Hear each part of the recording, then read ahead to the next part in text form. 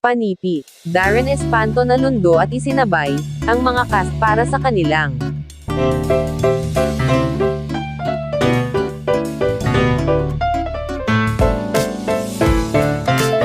Thanksgiving party dahil sa tagumpay ng serye nila.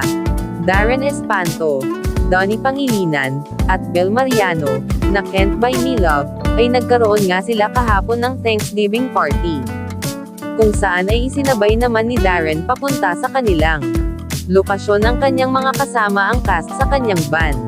Ilan sa mga naunang dumating sa kanilang Thanksgiving party, ay sinabi sa Gut Isidro Ina Raimundo Kaila Estrada, Maris Racalufa Gutierrez, at Donnie and Bel game naman at nag-enjoy sa pagsasayaw sina Donya Bel maging si Darren Espanto.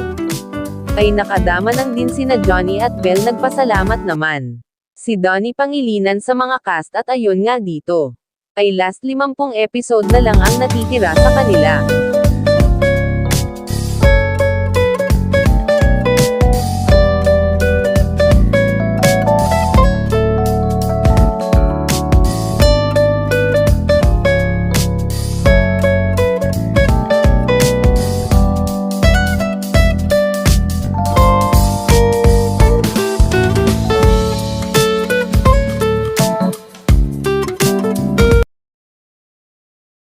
Hindi rin nagpahuli pagdating sa kapulaitan sina Maris Racal, at Ina Raimundo Love You, mga pinagdaanan natin hindi dati love.